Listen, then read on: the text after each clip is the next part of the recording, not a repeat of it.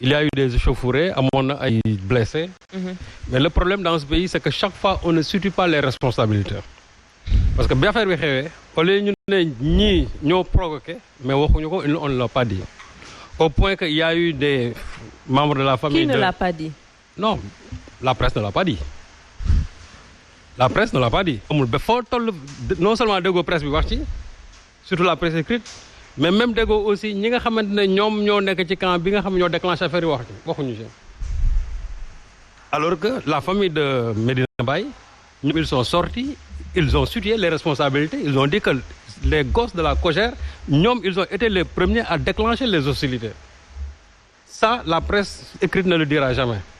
Ñu jógee ci loolu dégg ngeen bu baax avant que l'élection yi commencé Farba Ngom li mu waxoon Farba Ngom waxoon na ne waaye Yewwi ñoo ngi leen di xaar ba ngeen ñëw Agnam xam ba ngeen ñëw Matam. Il a mis un plan d'exécution de tout ce qu'il avait dit mais xam nga bu ñu newoon dans une république normale kooku ba mu ko waxee quel que soit son statut dañ ko war a woo recadrer ko. La justice ne l'a pas du tout fait. La police, la gendarmerie, waxuñu ci. Sëñ Saliou, est-ce qu'à chaque fois ku wax rek dañ la war a recadrer? Non, attention, non, ça c'est des menaces. Non, c'est des menaces. Fatou Abdou. Farba Ngom n'est pas n'importe qui. May ma rek Fatou Abdou dama ne Farba Ngom n'est pas n'importe qui. Farba Ngom, d'abord, yow xam nga c'est le bras droit du président la Farba Ngom, c'est un maire. On n'en disconvient pas. Mais Farba Ngom, un maire bu taxaw daal ne je vous attends ici. Loolu dama ne imaginez, je vous assure aujourd'hui. On l'entend également des responsables politiques, des leaders même de l'opposition, comme également. Jox ma ci benn exemple. Jox ma ci benn exemple. Jox ma ci benn exemple. Serigne Saliou, Ousmane Sonko day taxaw wax. Non waxuma loolu. Non ba léegi. Non dama ne. Dit pareil. Est-ce que aussi mën nañu wax ne ku wax cadre violent dañ ko war a jox ma benn exemple laa wax. benn leader Yewwi bu taxaw daal ne yéen maa ngi leen di xaar ba ngeen ñëw fii ci seen campagne jox ma benn exemple amul spécifiquement campagne waaw non ma Fatou Abdou aussi xam nga gën a bon mooy bàyyi leen li ngeen di def gis nga nit da ngay situer responsabilité non moom laa la wax moo tax non da ngay poser question moo tax nga ne leader Yewwi dañ ko def man la jox ma exemple parce que man gisuma ko soo ma joxee exemple mën nga ma convaincre mais man gisuma ko li ma gis laa wax dama ne Farba Ngom n'est pas n'importe qui. léegi man Serigne Sall dama la c'est pas seulement aujourd'hui da nga wax ci campagne bi. Je dis qu'en général, pas seulement la campagne, mais souvent, dañu dégg ay politique yu yëkkati kàddu yu et ils ne sont pas quand même interpellés. C'est ça la question Abdou, en fait. Moi j'ai été très précis. Dama ne Farba Ngom dane yéen waa Yewwi maa ngi leen di xaar ba ngeen ñëw Fuuta loolu kay ça a été clair loolu moom je crois que kenn natable wu ko loolu su fekkonte ne tey dama ne Guy Marius Sagna moo taxawoon Ziguinchor daan ne Mimi Touré maa ngi lay xaar ba nga dugg si fii jour boobu Guy Marius Sagna du fanaan këram sam li mu la wax lu leer la cette politique de 2 poids 2 mesures yu am ci réew mi moo war a dakk waaye Yewwi dem nañ Fouta ils ont tenu leur meeting gis nga ce qui s'est passé à Ourossogui et c'est là où ça devient grave parce que Moussa Bokar Thiam qui tient une réunion au vu et au su de la gendarmerie taxaw daal di avec ses nervis daal ne demain ñoom Ousmane Sonko bu ñu fi ñëwee on va les attaquer Mori Diaw de Matam qui fait encore la même chose Farba Ngom qui fait la même chose chez lui Moussa Bokar Thiam c'est l'agent judiciaire de l'État c'est pas n'importe qui Moussa Bokar Thiam c'est le maire de Ourossogui et li ci gën a grave mooy ils ont même défié la police et la gendarmerie parce que ñoom bañ koy def c'est au su et au vu de la gendarmerie et c'est là où ça fait mal parce que quelque part da nga ciy gis sa benn genre complicité parce que doo bàyyi ba affaire yi commencé éclater parce que ñi ko xamee ñoo tënoon réunion bi suñu bëggoon loolu dañuy anticiper on allait ñoom ñëpp dañu leen dem ñu jàpp leen y compris maintenant le maire même si l'agent judiciaire de l'État les gens ne l'ont pas fait parce que dañuy bàyyi ba fi ne kët na jon ba ñu am ay blessés ñu ne way dispersé nañ par ci par là alors que ñoom ils devaient être dans la proaction ce que la gendarmerie et la police n'ont pas du tout fait et c'est là où ça fait mal parce que ñii ñu ne seen titre foncier la waaw ñoom ñi ngi dem def seen campagne mais y a pas de zone de non-droit mais loolu aussi tey dégg naa maître Pape Sène daan ne réew mi amul fenn foo xamante ne nit war nga mën a taxaw parce que constitution moo ko tere mën a quoi mais sa kilifa waxu ko parce que sa kilifa moo taxaw mu ne Fuuta gii maay borom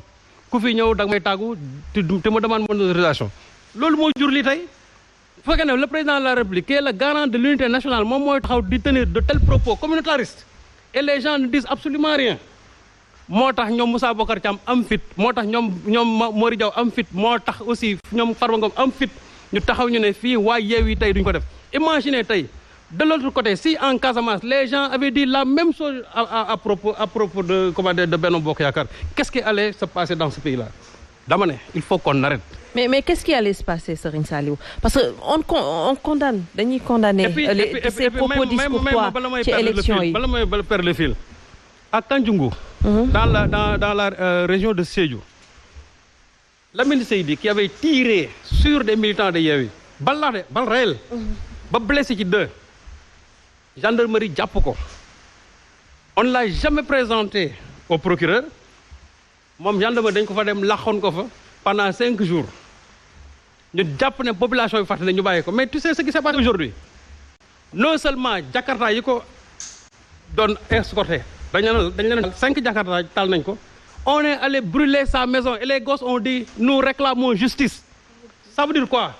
Ça veut dire qu'aujourd'hui dans ce pays, si maintenant la justice institutionnelle, ñoom bu ñu dawee seen responsabilité, la justice populaire est là. Te ce que ces gosses-là ont fait aujourd'hui, parce que ñoom mënuñu d'accord nit tey yore pistolet dem jam ay nit, non seulement jàppuñu ko, et en plus de ça ñu laax ko gendarmerie pendant 5 jours ñu bàyyi ko parce que tout simplement il est allié, comment dirais-je, à un responsable de Benno Bokk Yakaar. C'est-à-dire que dans ce pays, il faut appartenir au camp présidentiel pour nga am immunité. Ça du la neex nga def, bu la neexee nga sàcc, bu la neexee nga détourné, bu la neexee nga dóor nit, bu la neexee nga saaga nit, bu la neexee nga menacé te dara du la ci fekk.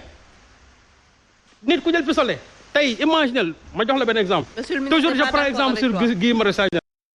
Un Guy Marius Sagna tey bu yoroon pistolet tiire rek jàppal ne dina dee ci kaso bi.